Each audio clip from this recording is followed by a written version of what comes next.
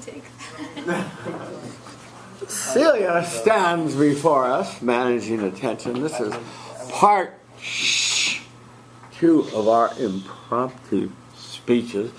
The final is happening today, 9th week at UCLA, where it's a beautiful day.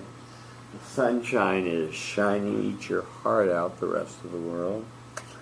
And Celia was given 3 questions that she had to prepare. One is, save money, live better, Walmart. Whew. The second quote is, the greatest tragedy is indifference, of the Red Cross. And the third quote you were given is, America runs on Dunkin'. Dunkin' Donuts, yes. And I am sorry, Celia, but I need to hear the first one. Save money, live better, Walmart.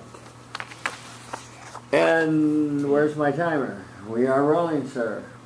5 big minutes. Rock and roll, my friend Celia. Yeah. Changes every time. Yeah. Hi guys, I'm Ciela. Hi, Ciela. So if any of you guys are like me, you go to the store, you look at the 2 brands, say you're buying bleach.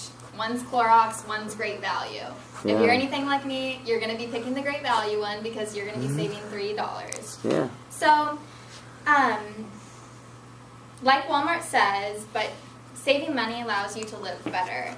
And today I'll be addressing why I agree with Walmart's catchy slogan, save money, live better. And although I feel like as my position is a no-brainer, I will explain the 3 reasons I have for my stance. First, if you are given the opportunity to save money on ordinary items, you will have a surplus of money to spend on experiences that make you happy. Secondly, saving money may help eliminate stress that the financial burdens do put on people. And lastly, saving money allows you to be financially prepared if an emergency were to happen. Good. These 3 reasons can all lead to living better. As Walmart would say, save money, live better. Good. It's unfortunate, but in today's society, money makes the world go round, and that's not changing anytime soon. This means that you, as a consumer, must make informed and smart decisions when buying. Whether that's buying just your bleach or a house or a car, you need to be informed. So, the first reason I agree with Walmart's slogan, save money, live better, is because saving money would allow the consumer to then direct money to experiences that make them happy, and that happier than that bottle of laundry detergent that you had to buy. The more money you save, the more likely you are to be happy. And then also, recent research from San Diego State University found that spending money on experiences rather than things increase happiness, because the things that you buy that the thrill of purchasing items fades, but the memories that you create during experiences last forever. And I know that's cheesy, but it's true. So the next time you're faced with a tough decision at Walmart between Clorox brand, cleaning supplies, or Great Value, think of the money you could possibly be saving, and that can later be a better life. Good. The second reason I support save money, live better is because the financial burdens are one of the leading causes to stress, unhappiness, and relationship issues. And this could be eliminated the next time. And this could eliminate the next need to stress the next time your car payment is due, and give you a peace of mind if you were to save money while shopping. So right now, you might be lying awake at night thinking about oh shoot, am I going to be able to pay rent next month? And then one day, you're going to be lying awake at night thinking, oh shoot, am I going to be able to send my kids to college? Am I going to be able to afford to retire? So I feel like Walmart has really putting this slogan out there. I think it's simple, and you get the point immediately. And I think saving money and having a savings account is so beyond important, just beyond having peace of mind. So the last reason I agree with Walmart's save money, live better is due to the fact that emergencies can happen at any time. In case you didn't know, life is full of surprises. And those surprises can quickly turn into expensive emergencies, which can then lead to additional debt and a vicious cycle that will keep going round and round, and you can never get ahead. Being financially prepared for these moments is important, and one of the first steps to creating the savings cushion is saving money on everyday items. Yeah. So in summary, I have explained the 3 reasons as to why I agree with Walmart's slogan, save money, live better. Without trying to sound like a financial coach, I think it's important to save money when you can in order to maximize your potential to live better. Because saving money brings happiness, peace of mind, and a safety cushion. So the next time you're buying a product that has an expensive name brand version and a more cost-effective generic version, make the right choice and save money. You'll thank yourself later because saving money leads to living better.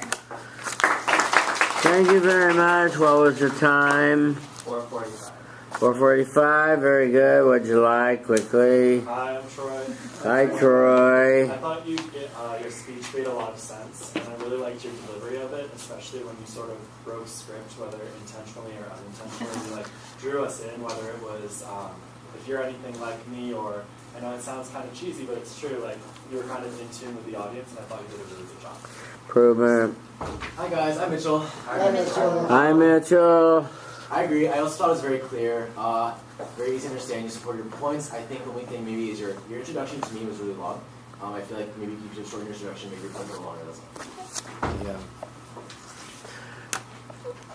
Let me start with the positive, as I like to always do. Your speech was positive and good and catchy, and I appreciate you taking this position because I've given this topic before, and there's many classes on this campus that bash Walmart as a nasty, predatory, mean, awful entity in our society that kicks little mom and pa people out of the world, and they should be picketed and put out of business and firebombed, as one happened to recently. So I appreciate you taking the positive. And frankly, people vote with their feet, because you don't just save a couple of pennies at Walmart. The savings are substantial, and people understand they do stuff with the money they save, as you correctly argued.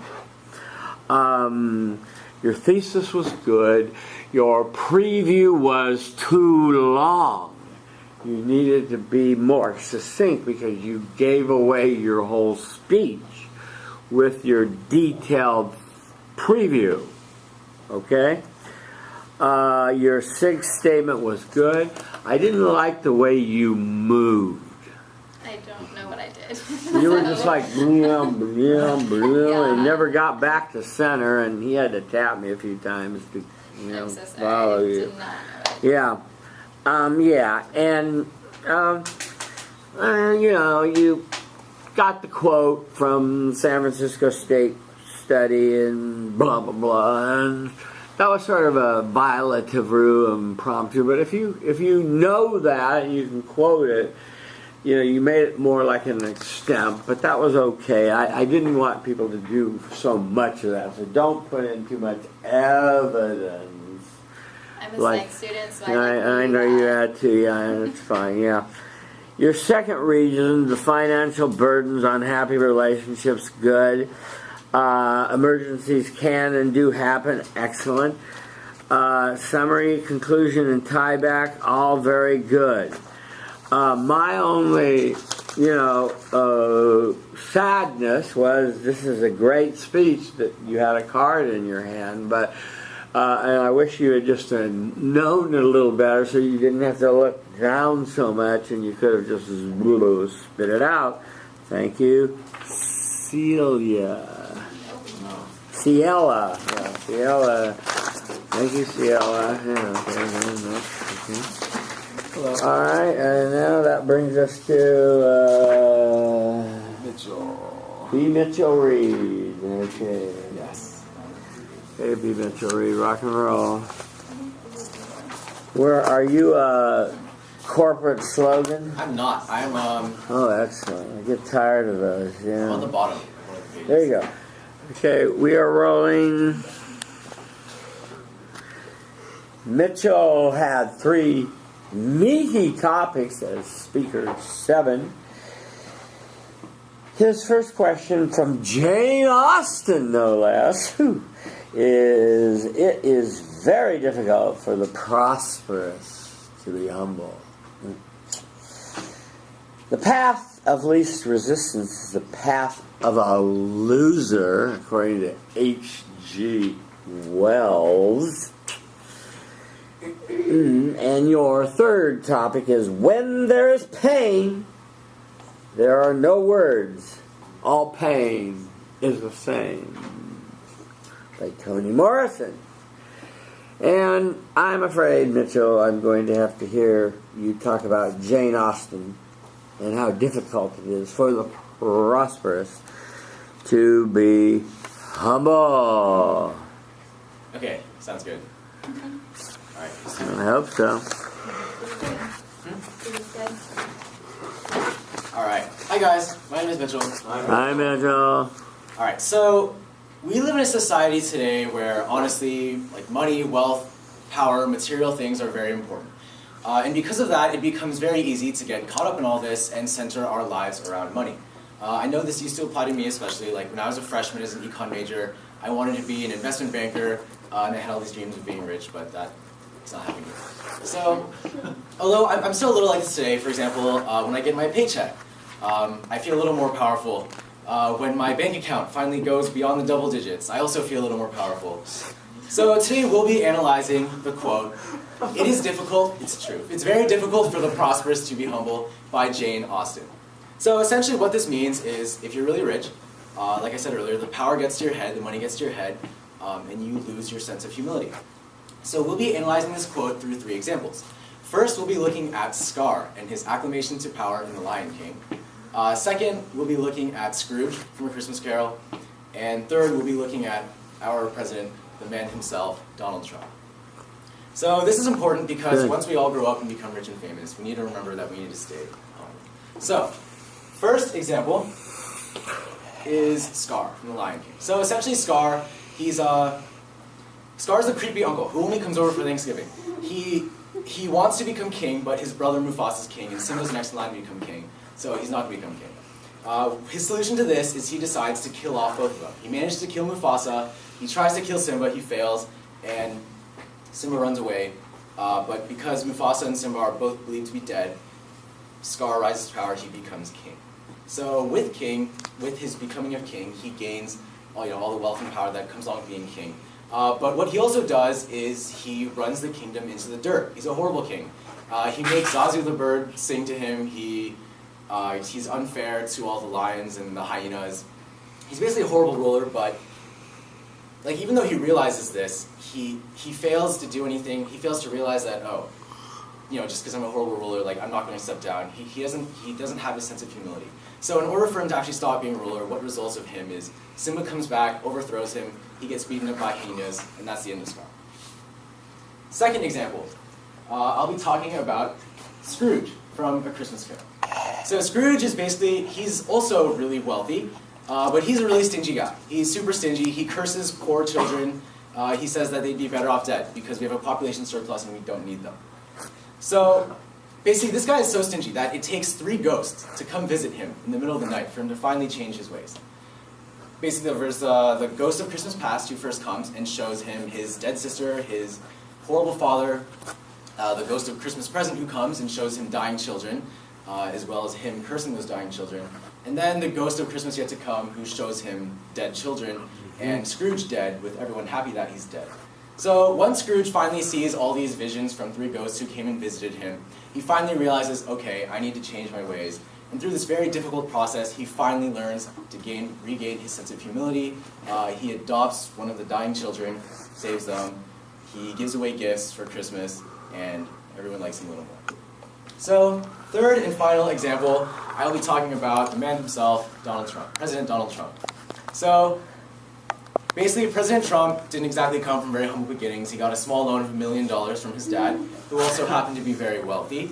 But he's also not the most humble guy, just judging from the way he acted in elections, bullying the other candidates, always talking about how he's going to make America great again. And also, just from quotes he said, for example,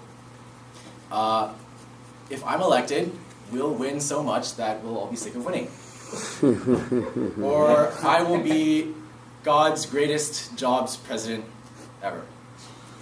Things like that. So basically, it goes back to the quote where, if you're prosperous, it is kind of difficult to be humble. So in summary, I have shown you 3 reasons why I agree with the quote that it is very difficult for the prosperous to remain humble. First, I talked about Scar from The Lion King. After that, I talked about Scrooge from A Christmas Carol. And finally, I talked about President Trump. There should be no doubt in this room that it is very difficult for the prosperous to remain humble, but not impossible. So keep in mind that when we all become rich one day, just remember, stay humble. Thank you. What'd you like about Mitchell's speech? Not time? Armand. What was the time? 4:42. 4:42. What'd you like, I Armand? like the inflection of voice and energy you had. It was pretty engaging for me. I don't normally get engaged. I sit back there and daydream about what's going to happen tonight, right, Armand? Yeah, so I don't know. I like it a lot because of that. Awesome, thank you. Improvement? I'm Armand. Armand too, yeah. So I also agree with Armand, but I would keep the power stance because I noticed he kind of just. But other than that, I think the whole speech was fantastic. Thank you. Well, okay. No notes, so thank you for that. Very good.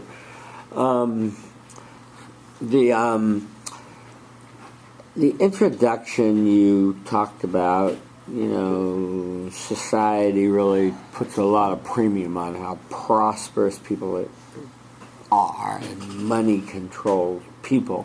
And then you talked about yourself as if you're typical, and when you get money, you get a little cocky, I guess you'd say, or a little less humble. You mentioned being an econ major.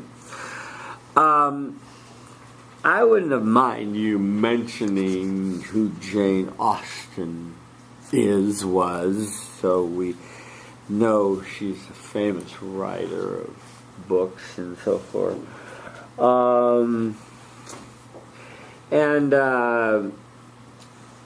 I'll tell you, I think your thesis was correct, but I was a little unimpressed with some of your examples, just to be blunt. And I'll tell you how I think you could be more effective. Let me first say another positive thing, Mitchell. Your 6th statement was good. On your main body of Scar and blah, blah, blah, all this machinations of Joey hit Billy and Scar hit Nancy. And we didn't need it. And we got lost in it. And it was too much of a telling story. And we by the time you got to the punchline, I was bored, and I didn't really think that the story gave us any real insight into why prosperity, which is what you're supposed to be addressing, does something to one's humility. You just gave us an example that it did, but why does it do that? And we didn't find out very much in that. Now, in the Scrooge example, it was a little better and a little easier to follow. Donald Trump was like shooting fish in a barrel. He's universally reviled on this campus by most people. So that was an easy one. And there's no question that he's,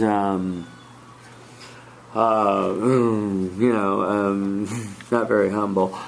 Although, I guess the conundrum in this, Mitchell, is there are poor people that aren't very humble, and there's just more to this topic than we got to.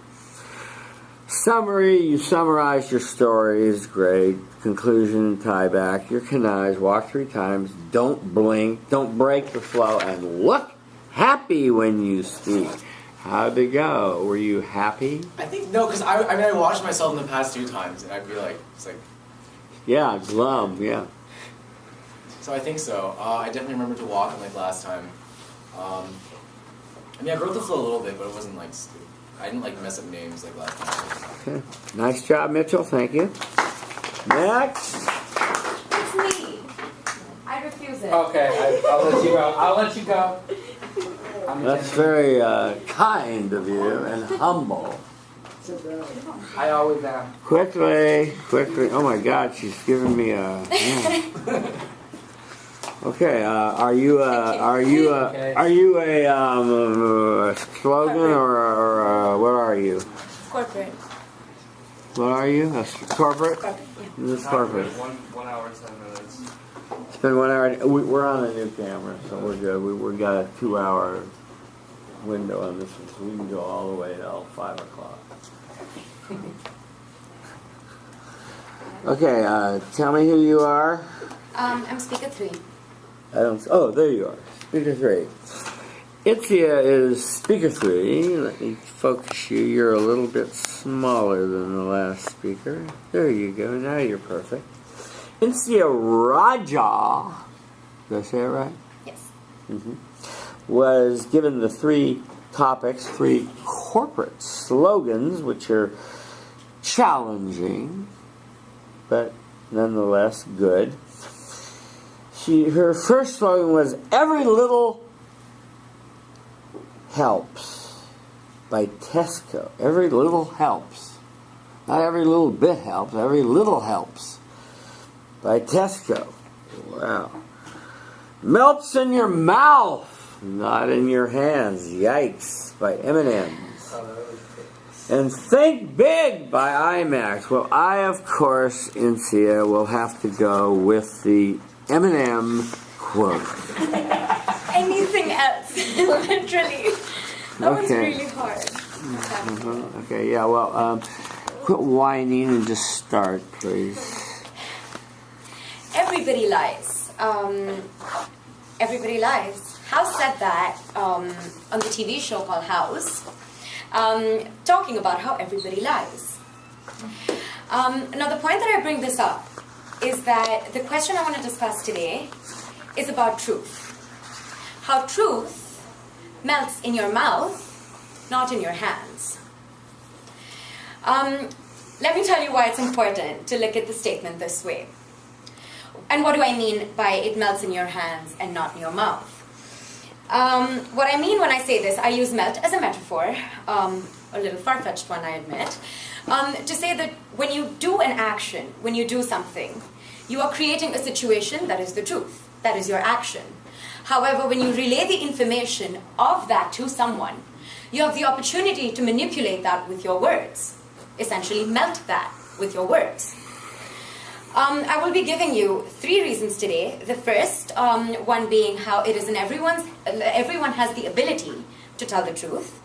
And the other 2 are personal experiences of mine that relate to this topic.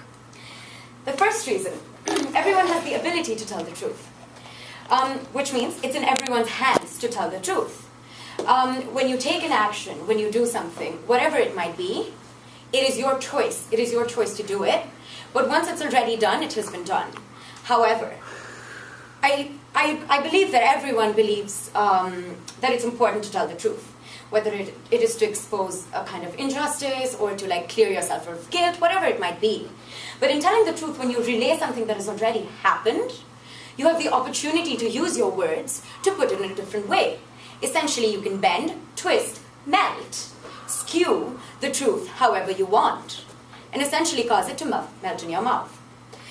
The second reason is going to be a story from my childhood, and it has to do with my parents. When I was young, I used to love eating potato chips. I was obsessed obsessed with them. And my Thank parents you. would always tell me that they're really unhealthy, so you should limit how much you eat.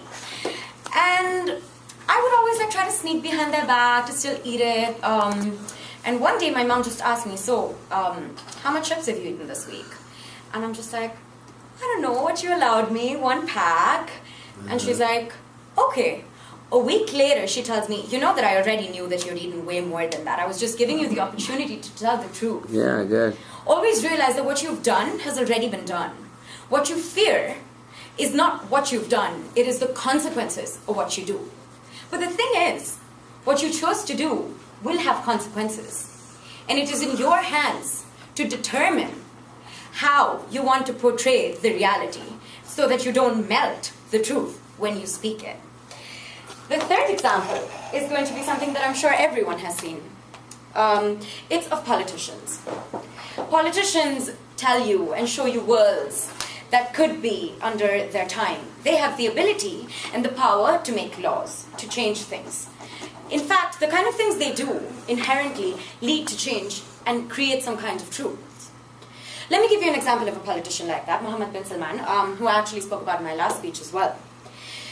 He recently gave an interview with the New York Times that I was reading today morning, where he's like, oh, Saudi Arabia is becoming a really liberal country, and we're moving towards progress, whilst just a month ago, it was found that they have the maximum number of political prisoners in the world. So now when he chooses, and under his rule, those people were imprisoned. So he created the truth. It was in his hands to shape the truth. However, the way he chose to talk about the truth, his words, what came out of his mouth, just skewed the reality. In summary today, I have shown you 3 ways. The first one was just describing what it means and how it gives you the ability to speak the truth. Followed by 2 examples in my life where I have seen that truth melts in the mouth, not in the hands. What you do with your own actions is what you've already done. However, how you choose to speak about those actions and relate to other people is dependent on the words you speak. So just as House said, everybody lies, everybody does lie. And that exactly is the point. Thank you so much. Thank you, Cynthia. What's the time? 4:43. 4:43. What'd you like? Next, please, quickly. I liked that. Name. Hi, my name is Leo. Hi, I Leo. really liked that, you kind of had everything going off as a good flow, and not with just this speech, but with your past speeches, you've always seemed, really excited, and you never hesitate or do anything like the normal people, when you sorry, not normal. But yeah. Yeah, you're not normal. I know. I'm always just talk about things I like, but me personally, a lot of people, they do too little, hand motions and walking around and facial expressions. But I feel like in your position, you do a little bit too much. So I would say maybe you're at a 10, dial it back to an 8. I'm at a 2, and I need to get up to 5 or something. So yeah. Okay, I don't know if I agree or disagree, but let's hear some improvement. Cynthia, this comment's been made to you before. It's like what you're doing is almost bordering on acting, and if you came back just a notch, it would just be strong oratory. What's improvement going to be? Hi, I'm Daniel. So just back to Leo's point, when you're up there, you step on the gas, you floor it, and then all of a sudden you realize I can't shift out of this beer. So maybe from a main point to a main point, for example, just tone it down a notch. Write down on a piece of paper that you're gonna slow it down. Just make a checkpoint, sort of to speak. It's a 5-minute race. It literally is. You don't need to floor it all the way to win it, but you can just put on cruise control here and switch it up. And then another thing with this melting point, you never talked about M&M's as a company, which I was like, huh?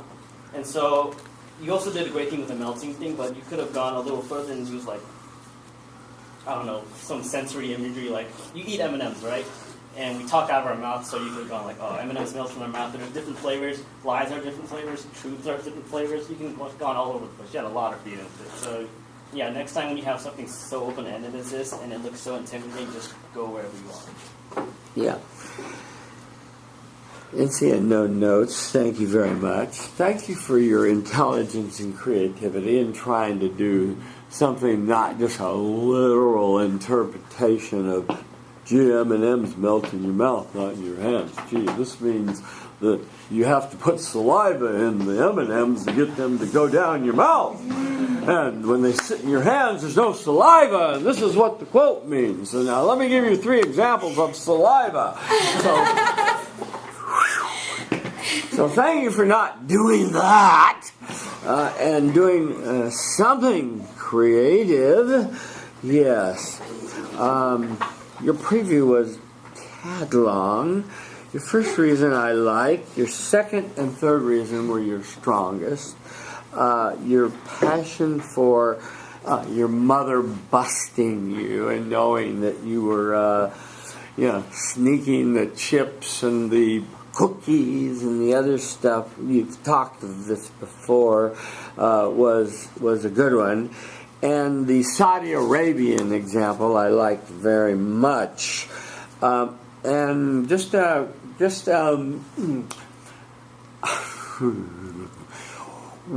you could just tie it a little more cleverly back to the melt in your mouth, and somehow, as Daniel suggested, do the colors or work in the hands somehow. And I don't mean literally, but a sleight of hand or something, But yeah, it was good. And it was a good effort, creative use of the analyzing the topic. So, thank you very much. Okay, next. Okay, let me ask. Does anyone want to do it today at 4 o'clock? One person. Okay, great. Two people. Great. Okay, well that's 2. That means that we got to 8. So that means we have 12 we will have to do, and we will have to really fly. Oh, 3? Do we have to do a self-evaluation? You bet. Okay, and then we turn it on Tuesday with all You bet. What do you mean, do we have to? That's part of growing and learning and developing in this class, is watching yourself on YouTube. Right? We have to turn our exempt speech that we never did outline. Yes, and thank you. Armin Hammer asked a good question. Remember, all of your speeches are due next week. Extemp 3, a couple of you I don't have extemp 2s when I went through them this Thanksgiving weekend, so that's a problem. You'll have to get with me to make it up during office hours, because you have to orally do 2. But what if we get to it? We have to orally do well, if you can. Okay, if you can. You can't, right? I have a close the board as well. Okay, whatever. Yeah, discussion. Okay. So is this clear? And then remember, does everyone remember about the sticky final? Everyone remember what it's supposed to be structured like and look like, and the length and how it's supposed to look, right? And the page margins, and do not print on 2 sides of the page. Put your name and the page number on every page of the... Is it due next week? Yes. Yeah, as I've announced numerous times, finals does not exist in this class. People have asked me, can they buy airline tickets to India and leave at the end of 10th week? And I said, yes, we will not be meeting after Tuesday. So get used to it.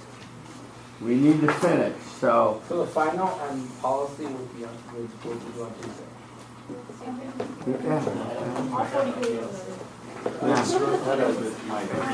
Any questions? So I have 2 people coming with me now, at least 2, maybe 3. Can we also, if we want to look at the midterm again, Self-evaluation, bring them to me now. This is mine. I got the wrong printout, so I just wrote it by hand. As long as I did it. This is my exam fee. Yeah, Why? I'm collecting that next Next week. I have a question. Can we see the grades for the first exam? No. But if you ask me, I don't want to create this big rush on me now. The grade? I don't have a way. So there's an attachment? Yeah. There's an attachment. Just like for your ID number. Oh yes. Thank you so much. The first exam, he emailed our grade. Yeah, see, I'm really on top of it. No, I wouldn't. Oh yeah, I know a lot of people. If I miss last class, am I supposed to sign up for an impromptu speech? You didn't sign up for one at all, so you just hung back so you can be able to go next week. I mean, That's I a could little. have done a little something. That's a little today. sneaky. Okay. Well, let me carefully do this because I don't want to screw this up. Okay? Does anyone have any more self-evaluations to turn in? Well, I mean, I have. Sign up sheet. Roll sheet.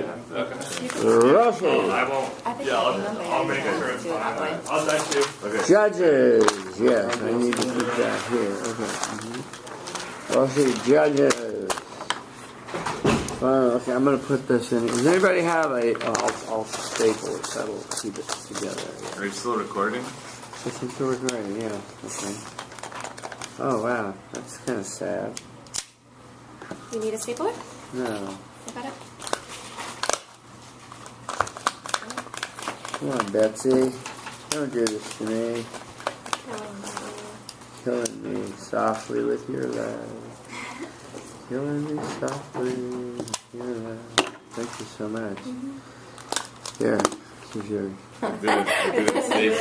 It didn't staple. Oh, am I out? Uh-oh. I guess our... Stable. No. There you go. Oh, there you go. Okay, You left. thank you for doing that. Yeah, so Daniel and Kelvin. Anybody else? I'm just coming to look at the lecture. Okay, fine. Okay, this goes in here. Yeah. Oh, I didn't. Sign the roll sheet. Okay, hurry up. I wasn't there when the roll sheet was Okay. And can you sign this for the speech competition this weekend?